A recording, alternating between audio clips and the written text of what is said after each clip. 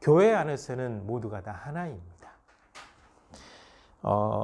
서로 한 몸이 되기 때문에 성도들을 지체라고 불렀거든요. 근데 이단들이 성행하면서 그들이 지체 사용하니까 이 건전한 교회, 이 교회 내에서 지체란 말을 쓰면 이단처럼 느껴질까 봐 또 못 쓰게 했던 일들이 발생하게 됐는데요. 교회 안에서 모든 사람들은 하나이고 모든 성도들은 예수 그리스도의 몸된 교회를 이루는 지체입니다. 유대인이나 헬라인이나 종이나 자유자나 모든 사람들이 다 하나님 앞에서 한 성령으로 새로 받고 한 성령을 받았으므로 서로 하나이다 라고 언급을 분명하게 하고 있습니다. 이 바울 사도는 교회가 하나 된 모습을 사람의 몸으로 비유를 하고 있습니다. 사람 몸이 있는데요. 지체가 따로따로 놀지 않아요. 발이 어느 날 야, 나 걸어다니기 힘들어. 나 파업할래. 따로 떨어져 나갈 수 없어요. 손도 야, 무거운 거 들기 싫어. 따로 나 떨어져 독립할래. 라고 해도 할 수가 없어요. 한 몸, 한 지체이기 때문에 절대로 따로 움직일 수 없습니다. 모두가 다 손일 수도 없고 모두가 다 발일 수도 없고 모두가 다 눈일 수도 없고 그렇죠. 각 기관이 서로 몸에 다 붙어 있어서 한 몸을 이루고 또 서로 기능을 통해서 몸을 유지해 나가는 것처럼 모든 성도들은 다 주님 안에서 하나이고 한 지체이므로 성도들을 소중하게 여기고 하나가 돼야 된다라는 것을 바울 사도가 분명히 얘기를 하고 있습니다. 그러면서 이것을 은사로 비교를 하고 있는 거죠. 눈은 주로 보는 기능을 하죠. 코는 숨을 쉬고 냄새를 맡아요. 입은 먹고 숨을 쉬고 또 여러 가지 많은 것들을 하고 또 손은 손이 해야 될 기능이 있고 발은 발이 해야 될 기능이 있고 머리는 머리로서 전체적으로 해야 될 기능이 있고 몸에 있는 장기, 세포, 뼈, 힘줄, 혈관 다 각자 기능이 다 있잖아요. 이렇게 모든 것들이 정상적으로 기능을 해야 몸이 건강한 상태다. 그래서 건강이라고 얘기를 할 때 신체적으로 모든 것들의 기능이 이상이 없고 정상적으로 기능을 한다라고 얘기하고 이게 이제 상담에서는 하나 더 추가를 하죠. 정신적인 부분, 심리적인 부분까지 건강할 때 진짜 건강하다라고 이렇게 표현을 하고 있거든요. 그러니까 몸 전체, 심리적인 부분, 정신적인 부분까지 서로 제 기능을 바르게 해줘야 건강하다라고 얘기를 하는 거죠. 그래서 각 몸에 여러 가지 많은 기관이 있는데 그 기관들마다 하는 기능들이 다 다르다라는 거죠. 마찬가지로 교회 믿음의 사람들이 모여서 교회를 이루고 있는데 모든 사람들이 다 똑같이 목사일 수 없고 장로일 수 없고 집사일 수 없고 찬양대원일 수 있고 없고 교사일 수 없기 때문에 여러 많은 사람들에게 각각 가지고 있는 은사를 발견해서 거기에 맞게 직분을 맡기는 거죠. 다양한 은사. 그 은사를 가지고 있는 사람들이 다양하게 함께 모아서 그 기능을 해나갈 때 교회가 건강하다 이렇게 되는 거죠. 주일 예배 때 이렇게 예배가 진행이 되는데 반주자와 찬양대원과 예배 인도자가 서로 다 따로 놀고 찬양대는 이 찬양 불러야 되는데 반주자는 다른 거 반주하고 있고 뭐 반주가 틀리다거나 안 된다거나 엉터리가 된다거나 완전히 예배가 엉망이 되어버리겠죠. 그러니까 모든 사람들이 가진 은사가 있는데 그 은사를 지혜롭고 효과 있게 그리고 다양성을 인정하면서 사용하게 될 때 교회가 건강한 모습이 된다라는 거죠. 그래서 몸에 있는 모든 기관이 그 기능을 발휘해야 몸이 건강한 것처럼 교회 안에 있는 믿음의 사람들이 가지고 있는 모든 은사를 적절하게 잘 사용하고 주님의 몸된 교회, 지체로서 역할을 감당해 나갈 때 교회가 건강해지고 교회로서 기능을 제대로 발휘할 수 있다는 거죠. 그리고 몸에 있는 기관 가운데 필요 없다라고 하는 사람들이 없는 기관이 있다고 말하는 사람들이 가끔 있는데요. 필요 없는 기관은 하나도 없습니다. 다 필요합니다. 다 이유가 있어서 만들어 놓으신 거거든요.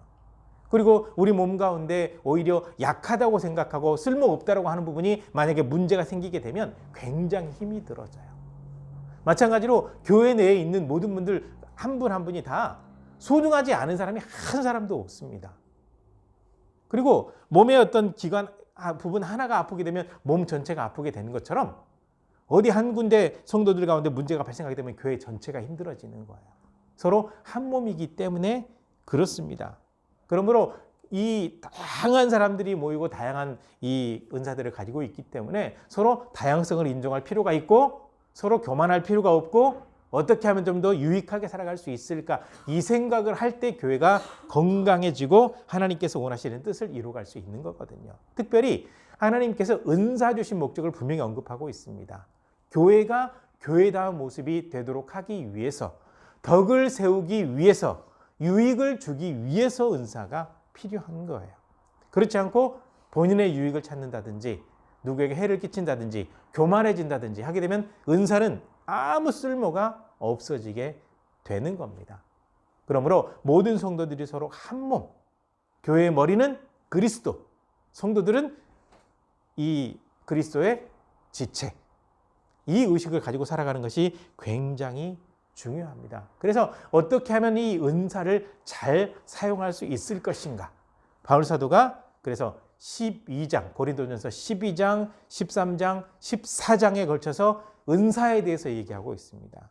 13장은 사랑장이라고 따로 떼어놓고 있는데요. 그렇지 않습니다. 제가 중간에 다시 말씀드리겠습니다. 고린도전서 12장, 13장, 14장은 은사에 관한 부분이고 이 은사를 어떻게 사용할 때 교회가 건강해질 수 있는지를 분명히 언급을 하고 있습니다. 그러므로 성도들은 내가 가지고 있는 은사가 무엇인지를 잘 살펴보시고 어떻게 해야 유익하게 그 은사를 사용할 수 있을까라고 함께 고민하는 시간이 되었으면 좋겠습니다. 바울 사도가 고린도 교회 성도들에게 신령한 것에 대해서는 모르지 않았으면 좋겠다라고 얘기하죠. 이 신령한 것은 다른 말로 하면 성령입니다. 성령의 역사하심에 대해서 성도들은 제대로 바르게 알고 있어야 돼요. 그래서 안다라고 할 때 지식적으로 안다는 것 플러스 경험적으로 안다는 게 포함이 되어 있어야 되는 겁니다.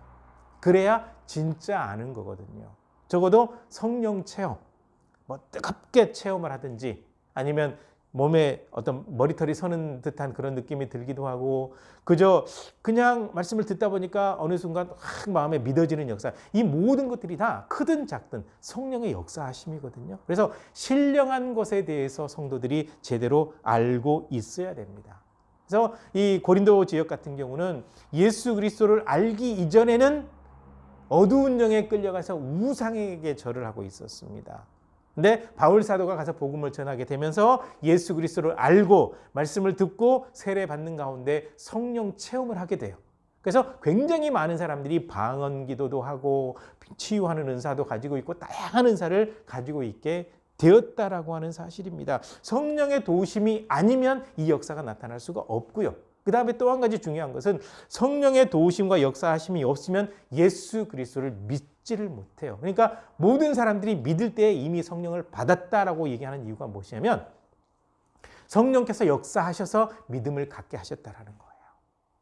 그래서 믿음을 참되게 가지고 있는 사람은 이미 성령을 받았습니다. 그런데 문제는 뭐냐면 그 성령이 소멸되어 버립니다. 세속적으로 빠져버릴 때, 어리석거나 추하거나 더러운 것에 죄악에 몸담가 버릴 때 성령이 소멸되어 버리는 거예요.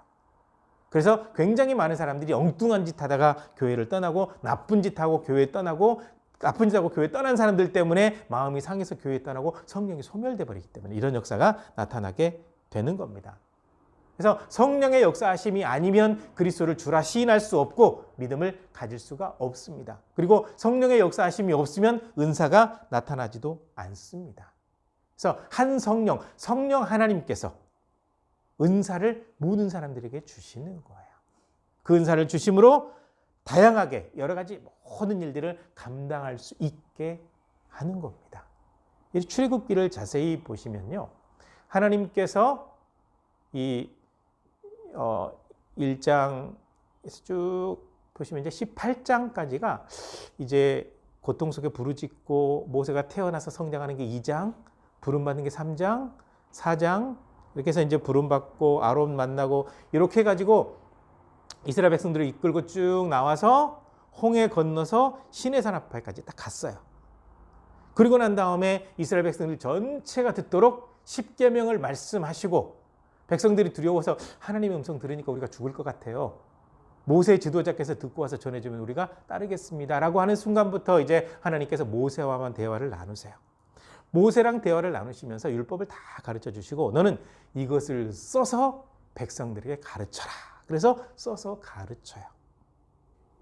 가르치고 그 다음에 하나님께서 뭐라고 말씀하셨냐면 성막을 만들어라.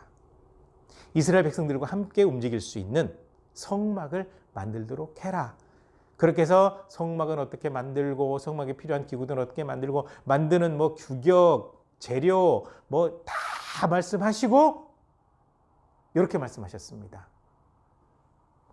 브살렐과 오홀리압이라고 하는 사람을 네가 선택해라.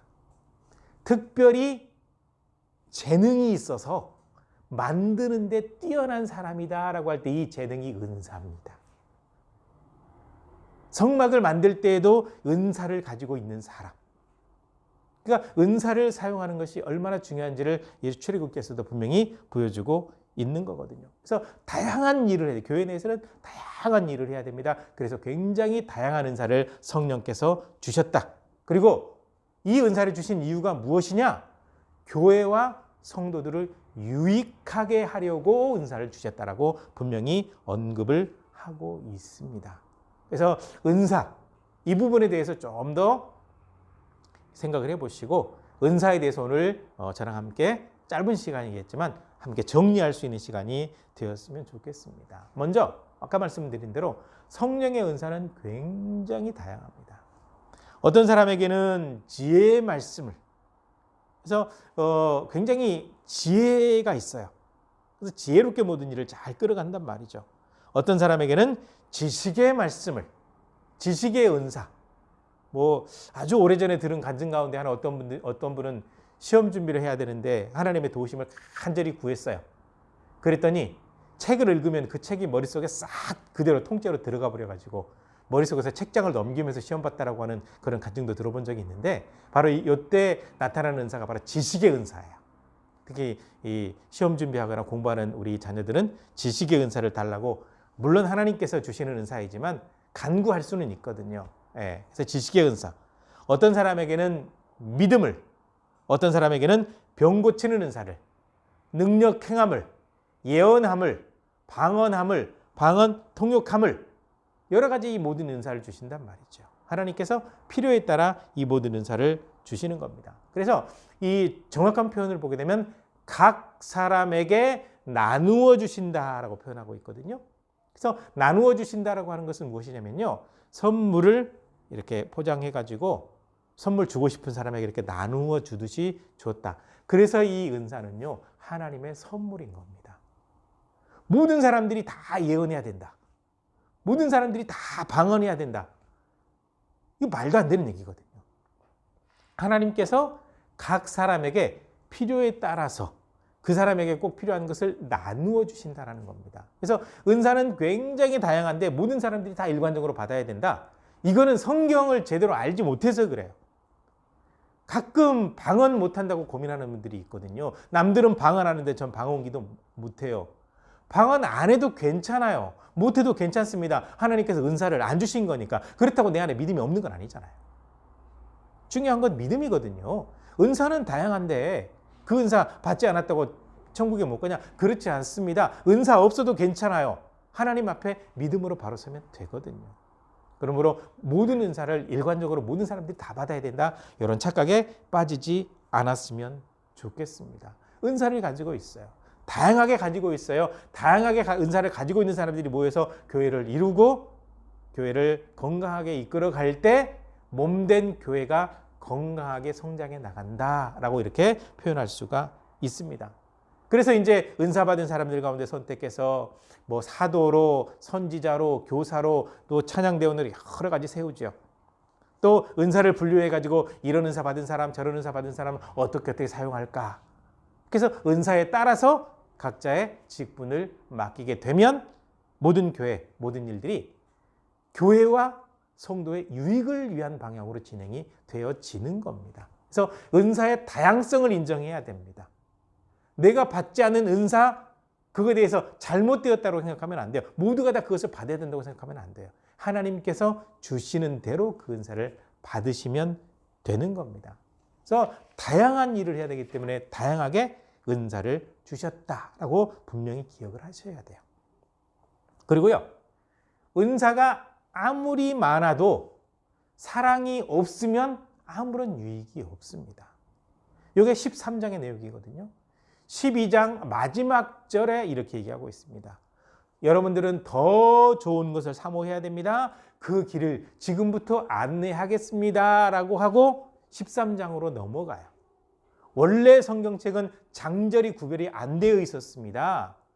읽고 찾는 데 편리하도록 나중에 만들어놨기 때문에 그래요. 그러니까 사실은 12장, 13장, 14장 내용이 쭉 계속 연결되어 있는 겁니다. 그래서 더 좋은 것을 사모해라, 지금부터 안내하겠다라고 하고 13장으로 넘어가면 이게 바로 사랑에 대한 내용입니다. 그래서 이 바울 사도가 13장을 통해서 분명히 말하고 싶은 것은 무엇이냐면요, 산을 옮길 만한 믿음이 있고 방언을 말하고 예언을 통해서 각종 모든 비밀을 말한다고 할지라도 그 안에 진짜 주님을 향한 사랑, 성도를 향한 사랑, 이 사랑이 없으면, 아끼는 마음이 없으면, 소중히 여기는 마음이 없으면 그 은사는 아무런 유익이 없다, 그 얘기를 분명히 언급하고 있는 겁니다.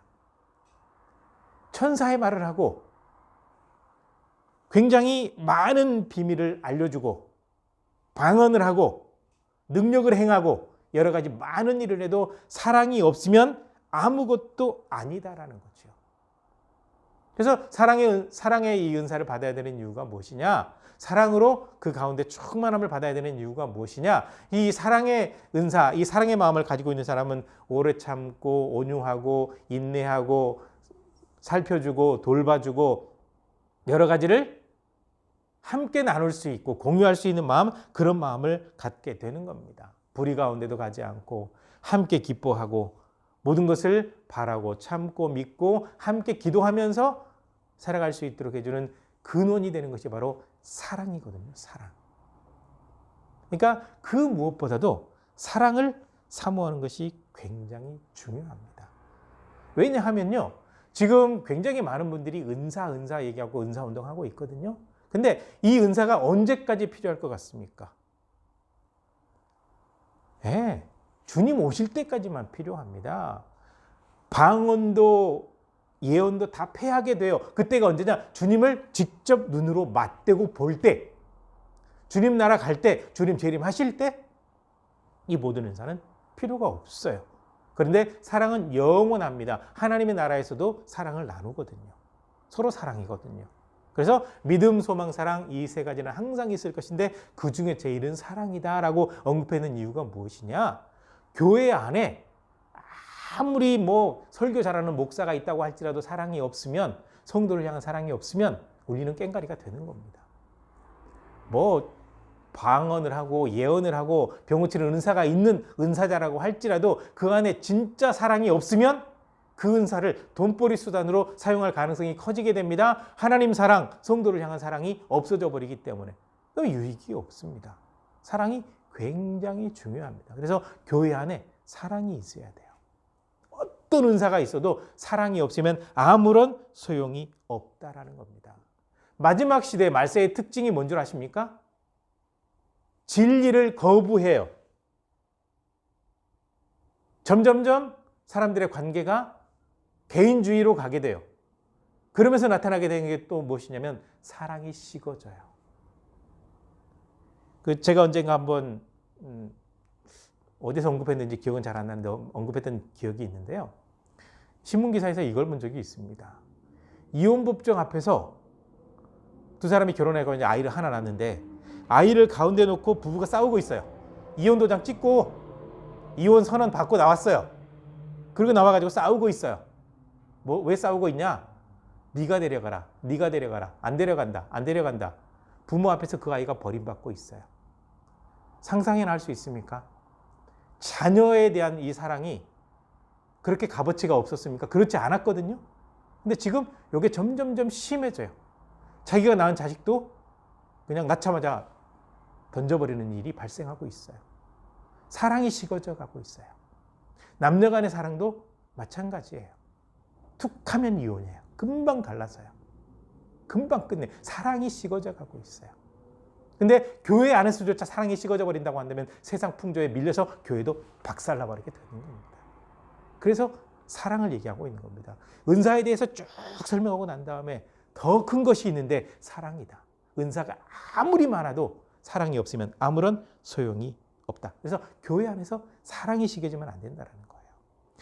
아무리 말씀을 잘 전하고 은사가 많고 여러 가지 많은 일이 있어도 그 안에 사랑이 있어야만 하나님의 뜻이 펼쳐질 수 있다고 분명히 얘기하고 있거든요.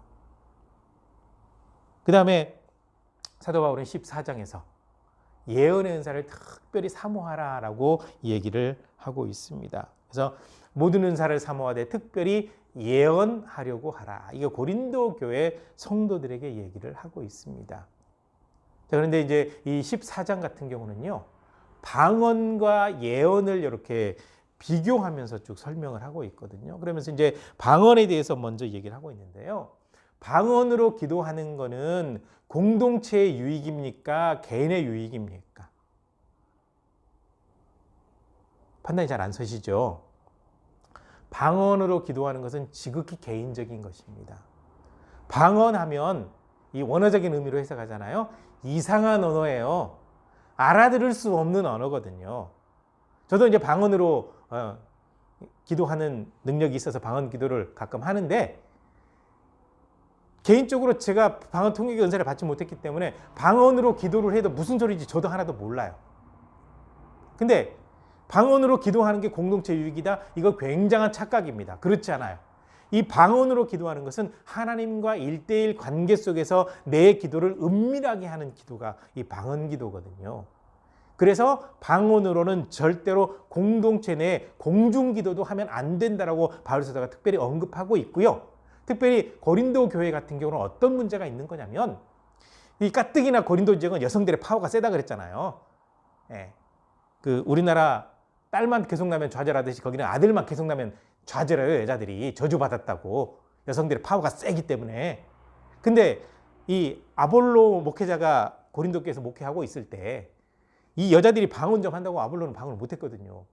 목회자가 되고 방언도 못한다고 설교할 때 갑자기 일어서가지고 혼자 막 방언으로 기도하고 있고 아주 난리 그런 난리가 없어요. 그 교회가 어떻게 되겠어요? 큰 문제가 되죠.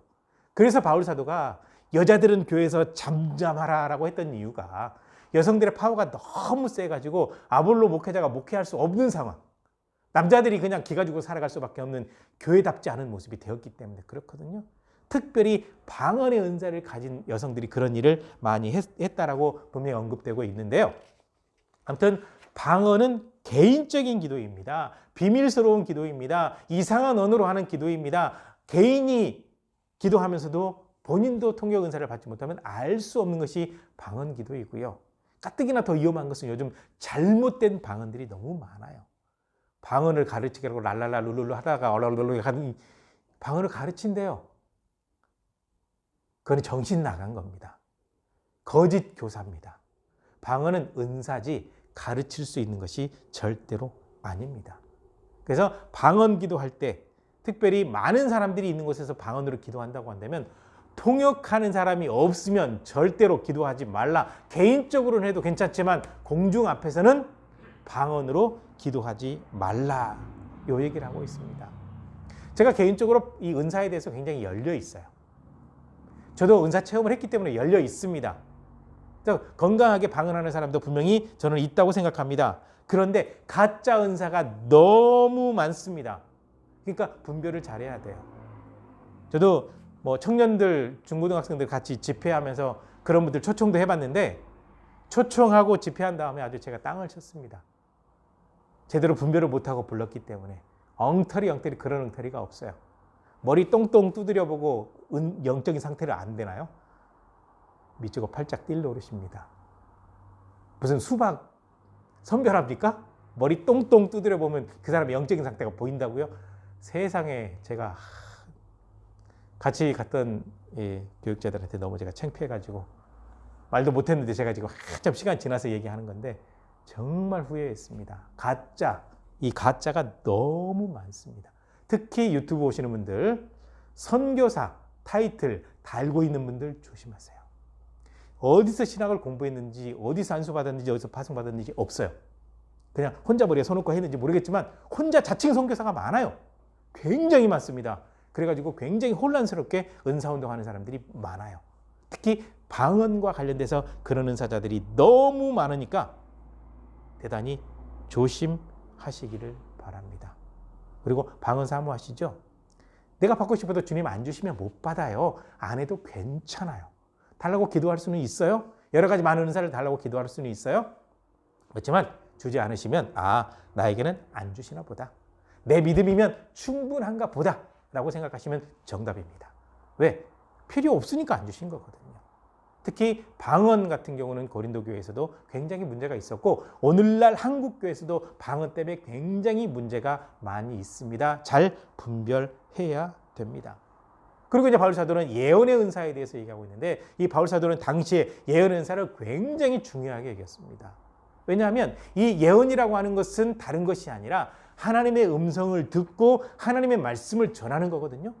그러니까 예언의 은사를 한다고 할 때 하나님의 음성을 들을 수가 있어야 되는 거거든요. 근데 하나님의 음성을 듣는다고 얘기하는 사람들 가운데 엉터리들이 굉장히 많습니다. 자, 이 예언의 은사는 왜 주었냐? 깨우치기 위해서 주신 거예요. 교회를 건강하게 세우기 위해서 주신 겁니다. 덕을 세우기 위해서 주신 겁니다. 그런데 예언의 은사를 한다고 돈 받고 예언해 주는 사람들이 있죠. 그 사람들은 100% 가짜입니다. 돈 받고 예언 기도해 주는 게 무슨 유익이에요? 팔아먹는 겁니다. 자기 생각 팔아먹는 겁니다. 그리고 가끔은 사탄이 들려주는 음성이 있는데 그 음성 팔아먹고 하나님의 음성이라고 착각에 빠진 겁니다. 자기 말하면서 하나님의 음성이라고 착각하는 사람들이 굉장히 많이 있습니다. 이 예언의 은사가 유익한 거는요, 잘못된 길로 가고 있는 성도를 바로 잡으려고 할 때, 그 성도가 큰 위기에 처했을 때 하나님께서 가끔 이제 목회자들도 그런 경험들을 하니까 제가 듣거든요. 가끔 저길로 가게 되면 큰일 난다. 그래서 기도할 때 깨우쳐라라고 보여주시기도 하고 듣기도 하거든요. 목회자들이. 그래서 경고하는데 그 경고를 들으게 되면 위험을 피하고 그렇지 않으면 망해요. 그런 일이 실제로 있어요. 그러니까 은사가 전혀 없다? 이거는 잘못된 겁니다. 있습니다. 그런데 가짜가 훨씬 많아서 문제인 겁니다. 특별히 예언하라고 했던 이유가 무엇이냐? 분별 없이 하나님의 말씀, 하나님의 뜻도 모른 채 살아가는 사람들이 너무 많고 잘못된 방향으로 가고 있기 때문에 하나님께서는 그것을 원치 않습니다. 그렇게 가게 되면 결국은 여러분에게 큰 위험이 있습니다라고 깨우치고 덕을 세우기 위해서 당시에 그랬다라는 거죠. 근데 오늘날 예언 은사는 조금 차이가 있다고 생각합니다. 하나님의 음성 듣는 분들 가끔 있어요. 제가 이렇게 말씀드리는 이유는 저도 하나님의 음성을 들어봤기 때문에 그래요. 그래서 위험도 피해봤고 중요한 일을 결정하기도 해봤기 때문에 말씀드리는 건데 가끔 있어요. 그런데 가짜가 훨씬 많습니다. 대단히 위험합니다. 그래서 개인의 유익을 위해서 예언해 주는 사람들이 있다고 한다면 그 사람들은 다 가짜입니다. 개인에게 유익은 없지만 정말 성도를 아끼는 마음으로 기도하는 가운데 하나님께서 보여주신 환상이나 음성을 듣고 전하는 사람이 있다고 한다면 그분은 진짜 깨어있는 목회자예요. 그래서 분별을 잘 하는 것이 굉장히 중요합니다. 그런데 이 은사 부분에 있어서요, 쉽게 판단할 수는 없습니다. 영적인 부분이기 때문에 쉽게 판단할 수는 없어요. 그런데 오늘날 분명하게 드러나고 있는 것은 사탄이 준 은사도 있어요. 사탄도 병 고치는 은사를 사용합니다. 그래서 항상 기억하실 것은 영적으로 바른 말씀을 전하고 바르게 가르치고 바르게 신앙을 지도하는 가운데 그런 은사가 나타나느냐, 아니면 돈 끌어 모으고 사람들을 괴롭히고 막 영적으로 학대하면서 그런 은사가 나타나느냐, 이걸 분별하셔야 돼요. 영적인 학대 가운데 나타나는 것은 사탄의 은사일 가능성이 굉장히 커요. 이 사탄은 어떻게 해서든지 영혼을 망가뜨리는 게 목적이거든요. 근데 영혼을 정말 섬기는 가운데 그 일이 나타나고 있다고 한다면 하나님의 역사하실 가능성이 굉장히 커요. 왜냐하면 영혼을 치유하고 회복하는 방향으로 진행이 되거든요. 그래서 분별 잘하는 것이 굉장히 중요합니다. 아무튼 이 은사를 가지고 있는 사람들은요, 품위 있고 지혜롭게 사용을 해야 됩니다. 성령의 은사가 나타날 때 더럽게 나타나지 않아요. 어떤 사람은 기도하는데 막 토하고 굴러다닌다고 그러는데 성령의 은사 아니에요. 성령 은사는 굉장히 신사적이고 얌전하고 깨끗해요. 병 고치는 은사 한다고 사람 두들겨 패죠? 예수님 사람 두들겨 패고 기도했습니까? 그런 적 하나도 없어요. 그러니까 사탄의 은사는 두들겨 패고 토하고 더럽고 짐승 소리 나고 요래요. 그런데 하나님의 성령의 은사는요, 굉장히 잠잠하고 신사적이고 깨끗해요. 인격적이고. 그래서 영적인 분별을 잘 해나가는 것이 굉장히 중요합니다. 아무튼 교회 안에 다양한 은사가 있는데 은사를 가지고 있는 사람은 내가 은사 받았다고 교만하지 말고 교회와 성도의 유익을 위해서 겸손하게 사용해 나가야 되고, 이렇게 은사를 사용해 나갈 때 품위 있고 좀 성도답게, 은사를 받은 사람답게 품위 있게, 그리고 지혜롭게 이 은사를 사용해야 하나님의 영광이 드러나는 거지, 그렇지 않게 되면 교만해지고 상처받고 악해지고 어떤 사람 망가지고 이런 일이 벌어지게 되는 겁니다. 그래서 은사를 사모하는 건 정말 좋습니다만 분별을 잘 할 필요가 있고요. 성령의 은사는 품위 있고 지혜롭게, 신사적이고 잠잠하게 사용하는 것이 굉장히 중요합니다. 그리고 이 은사의 목적은 개인의 유익이 아니라 교회와 성도들을 유익하게 덕을 세우기 위해서, 하나님의 뜻을 나타내기 위해서 은사를 주셨다라고 하는 사실이거든요. 그래서 자신의 은사가 어떤 것이 있는지 잘 살펴보시고 이 은사를 사용하실 때 품위 있고 지혜롭게 사용하시면서 하나님의 영광을 위해서, 성도들의 유익을 위해서, 또 개인적으로는 겸손하게 이 모습이 되어서 하나님 앞에 인정받고 귀하게 쓰임받는 삶이 되어지기를 주의 이름으로 간절히 부탁을 드립니다. 기도하시겠습니다.